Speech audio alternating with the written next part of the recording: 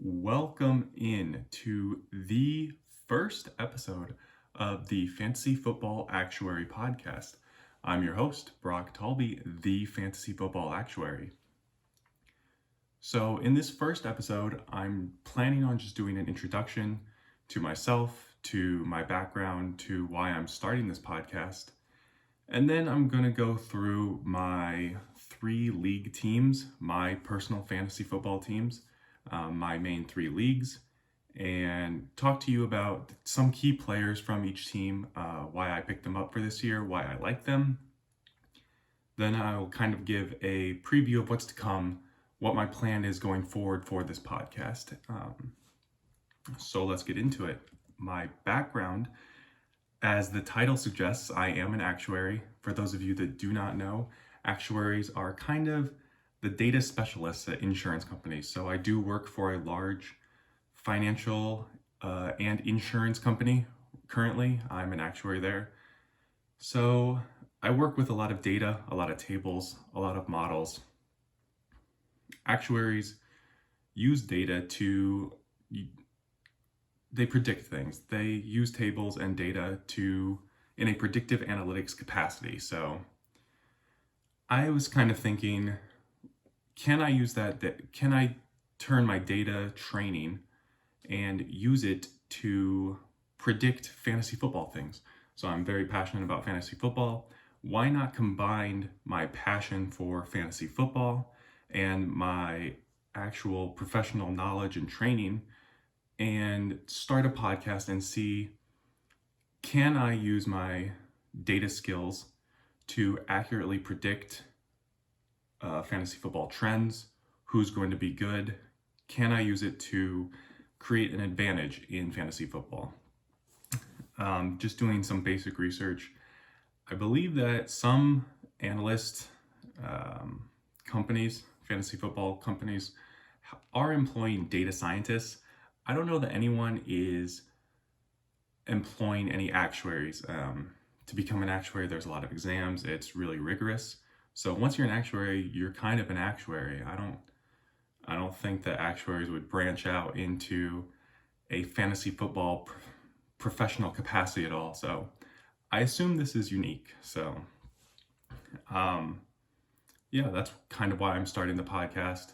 I'm good with data. Can I use that data and my predictive analytics abilities to create an advantage in fantasy football?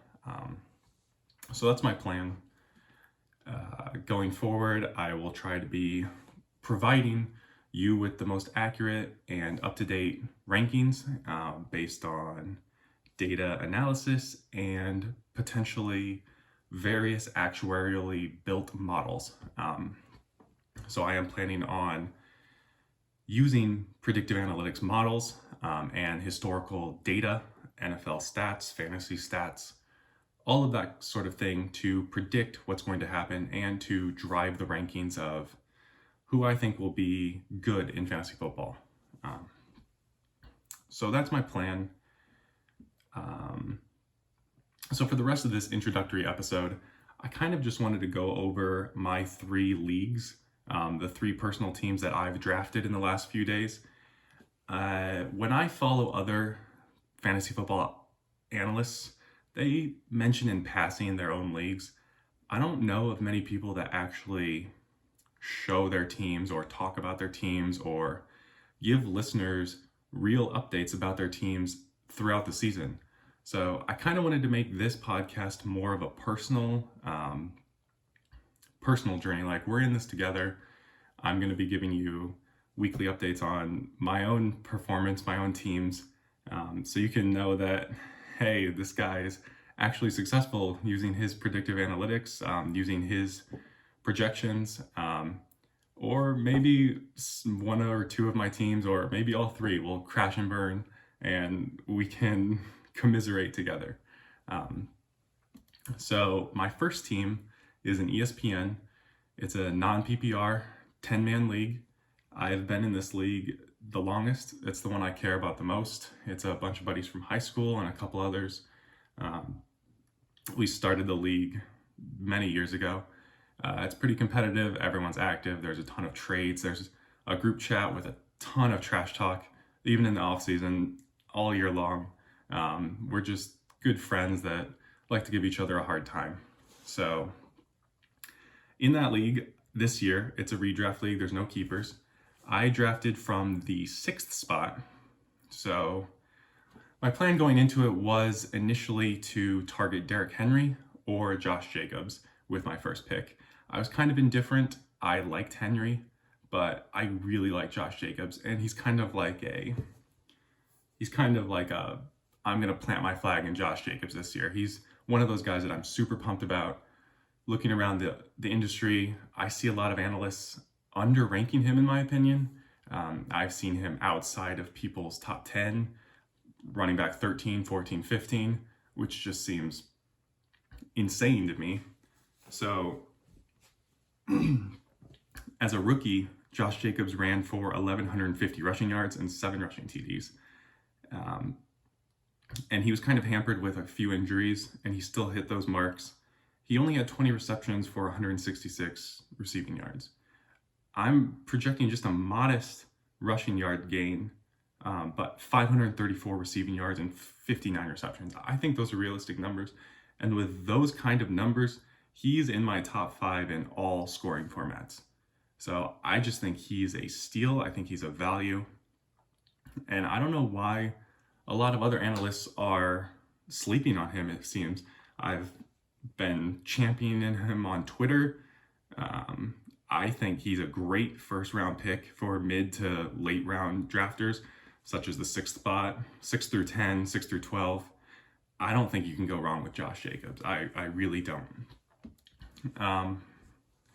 So the rest of my starting lineup, I'll just go through. I have Josh Allen at quarterback, David Johnson at running back 2, A.J. Brown and Deebo Samuel were my first 2 wide receivers. Since Deebo's injured, I currently have Michael Gallup sitting in the lineup. I got Mark Andrews at tight end, Todd Gurley at my flex, and then the bench, I have Mark Ingram and Antonio Gibson as my backup running backs. I have Deontay Johnson and Bryan Edwards as backup wide receivers, and Matthew Stafford as a backup QB. So the other interesting pick in this draft was I took David Johnson in the 2nd round.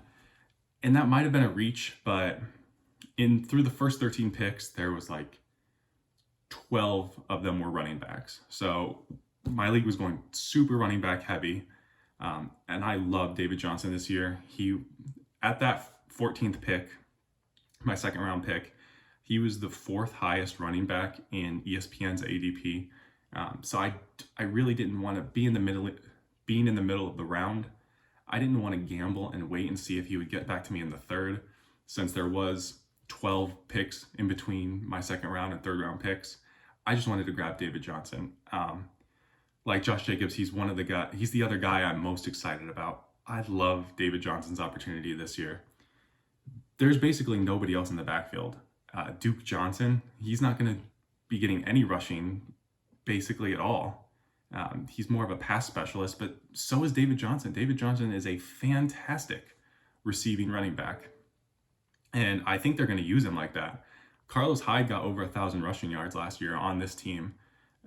The Texans O-line, all of the starters are returning. I think the O-line has continuity, and I think it's going to be solid. It's going to be a really good opportunity for David Johnson to run behind a solid offensive line, and I think they're going to use him. Bill O'Brien wants to win, so why not just see if David Johnson still has it? I think that volume just guarantees him probably at least a top 10 finish. I'm projecting him inside the top 10. I think he has top 5 upside. I really do. I think there's going to be enough volume for that, and I just don't see any reason why they wouldn't feed him the ball. I know he's come out and said that he wants to get the 1,000 mark. I think he's going to have a chip on his shoulder. I think he's going to be a little bitter about the way it went down with the Cardinals. So I think he's going to come in ready, and I think they're going to use him, and I think the volume is guaranteed. Like I said, if Carlos Hyde can get 1,000 rushing yards on this team, I think it's guaranteed David Johnson does.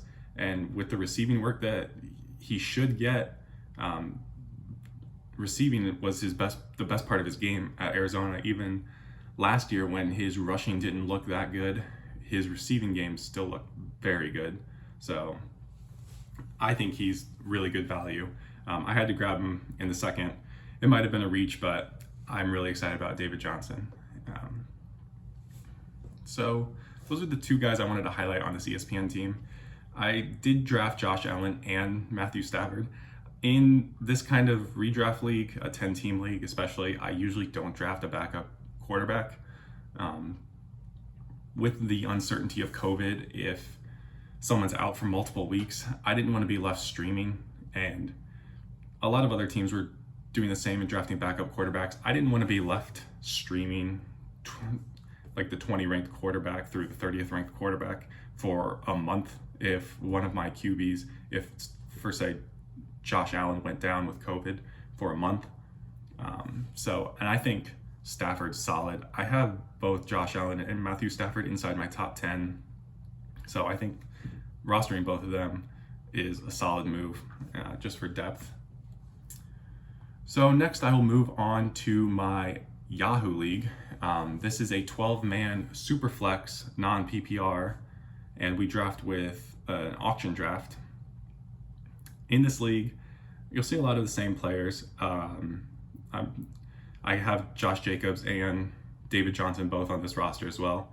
My main target and who I spent $60 of the $200 budget on was Derrick Henry. I really wanted to get Derrick Henry. I just think he's going to dominate again this year. Tennessee wants to use him. They gave him the extension. He's their guy. He's their whole offense, basically. Ryan Tannehill is a solid quarterback, but he's not airing it out. They're not going to rely on Ryan Tannehill in crunch time or to win games. I think he'll be good. I also have A.J. Brown on this roster. I think A.J. Brown will be good as well, but Derrick Henry was my main target in this auction draft, and I got him for $60. Josh Jacobs I got for $48, and David Johnson I got for $22. So between those three guys, I used $130 of my $200 on three solid running backs. I like going robust running back, and I like targeting guys that have a ton of volume. So those are the three I went with. I got AJ Brown and Deebo Samuel. I got Deebo again in this league. He's hurt, so week one I'm planning on starting Deshaun Jackson. I got for $1 at the end of the draft, which is just crazy good value. For someone who is a week one starter, you probably should be starting him, but he's not being drafted like that across any format. And then my two quarterbacks again in this league are Josh Allen and Matthew Stafford. I wasn't planning on getting the same two quarterbacks that I had in my ESPN league. It just felt like that. I got really good value on both of them, especially in a super flex league. I think I got both of them for around $13, which is just crazy. I was seeing like Drew Brees went for $25 in this league. So I don't know why. I think Allen I have ranked at 7 and Stafford I have ranked at 8, and Drew Brees I think is around 10 or 11 in my rankings. So the value was there. I had to scoop both of them up. Other players on the roster, I got Tyrod Taylor as a third quarterback. I just like having a third quarterback. Since it's a super flex, I'm not required to start two quarterbacks. So during bye weeks, I could start a fourth running back or another wide receiver. But I just think it's a good idea to have a third quarterback in a super flex league like this. I got Antonio Gibson, Chase Edmonds, Brandon Cooks, and Brian Edwards as my other guys on this team. You'll see a pattern when I go into my third team here. Antonio Gibson and Brian Edwards are on all three of my teams. Once I already had Antonio Gibson in the third league, but once Adrian Peterson got dropped, I was heavily targeting Antonio Gibson. I think his upside's there. If you go and watch Antonio Gibson highlights from college, that guy is insane. Just his playmaking ability. I know he only got 33 carries in college, but I'm not really worried about that. I think his playmaking ability will force Washington to use him, will force them to give him the ball, and I think he's going to make really big plays and great things happen, even if he's not a workhorse bell cow back. So in the later rounds, once I got my running backs with volume locked up, my 3 guys. I'm looking for upside. I'm looking for electric players, players that could have an impact, or someone I could throw on the flex and he could break off 150 yards and 2 touchdowns on like 5 touches. And Antonio Gibson's that kind of guy. Bryan Edwards, it sounds like I think he could lead Las Vegas in receiving this year.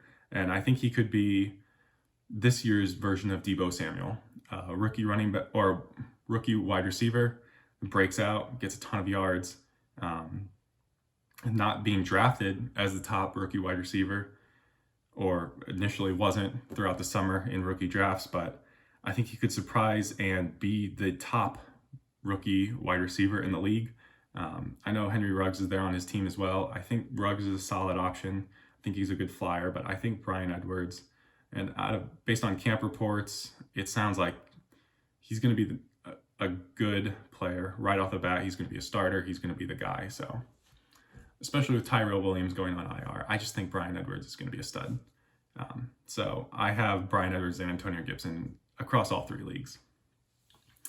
So this third and final team, we play on a site called Reality Sports Online. So this is the closest I get to Dynasty. Traditional Dynasty doesn't really interest me a whole lot. I think it's you draft once and then you have a rookie draft every year, but guys being locked onto rosters forever, barring trade or drops, just doesn't seem that exciting to me. So the way this Reality Sports Online site is set up, you have a salary cap, and it's the real NFL salary cap. And you basically, the first year, you have an auction draft, and you just bid on players, give them salaries and contract years for 1, 2, 3, or 4 years. So at the end, you have guys on 1-year contracts, 2-year contracts, 3-year contracts, 4-year contracts. And then the following years, you have auction drafts for the free agents that drop off of rosters, people whose contracts expire. And then you have a rookie draft, a traditional snake rookie draft, like other dynasty leagues. I just think this is a really fun format. It's not a free site. You do have to pay a league fee, but we just build that into our normal league fees. It ends up being like $10 a person for the site fee. So I think this format's really fun. And there's also, you can franchise tag players.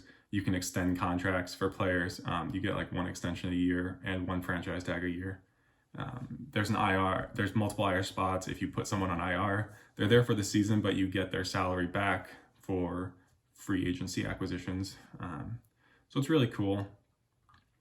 This year, my starting lineup looks like, so we start multiple quarterbacks, 3 running backs, 3 wide receivers, 2 tight ends, and then defensive kickers. So my starting lineup going into week 1 for this league looks like Dak at quarterback, Cam at quarterback. And then for running backs, I have Kenyon Drake, Kareem Hunt, Cam Akers. Wide receivers are DJ Chark, Amari Cooper, and Stephon Diggs. On the bench, I have Kirk Cousins and Ryan Tannehill, both as backup quarterbacks. A lot of teams will only roster 3 quarterbacks. I wanted to roster 4 this year, based on my aforementioned COVID logic. If 2 of my quarterbacks go down, I wanted to make sure that I had 2 solid starters in the back, especially since this isn't a super flex league. You have to start 2 quarterbacks. I wanted solid options at quarterback. It's a 6-point per passing touchdown league. So quarterbacks are a big deal in this league, and I wanted to make sure I had multiple backups. Backup running backs, I have David Montgomery, Antonio Gibson, and Kerryon Johnson. David Montgomery will probably end up being a starter. Right now, I have Cam Akers in as my week 1 starter over Montgomery just because of the injury. I don't know if Montgomery's even playing week 1. And I think Cam Akers is going to be pretty good week 1 with Darrell Henderson still out. I think that Cam Akers has a great opportunity week 1 to come out, solidify his spot in that backfield and for the rest of the season. And then Antonio Gibson, obviously. I love Antonio Gibson. And backup wide receivers, I have Bryan Edwards. I got Gibson and Edwards both in the rookie draft earlier this summer. So Bryan Edwards was kind of luck back then. There was no camps going on yet. So I got him in the third round rookie. great value. I think I got Debo in the 3rd round of last year's rookie draft. And then Jamison Crowder and Ian Thomas is a backup tight end. My starting tight ends are Mark Andrews and TJ Hawkinson. So I feel really good about this team going into this year. I've kind of balanced it so I don't have any really heavy contracts. I think my highest paid player is Stephon Diggs at $22 million. He's on the last year of a 4-year contract for me. So I've kind of balanced my roster and my salary cap and spread it out over multiple players. Some people in the league go really heavy and spend $40 million on 2 guys and then try to get cheap contracts for everyone else.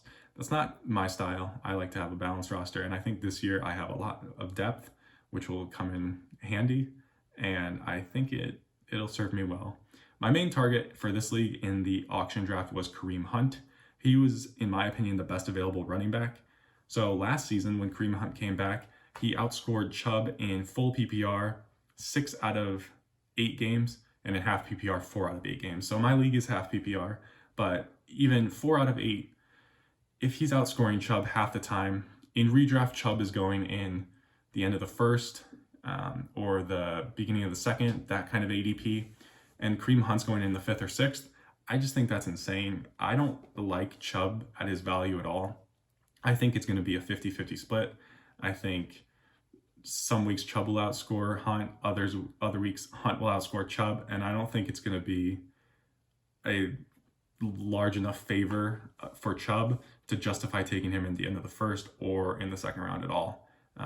So in this kind of format, any kind of PPR, half PPR, full PPR, I think Kareem Hunt is almost just as valuable as Nick Chubb, probably a little under, but I really like the value.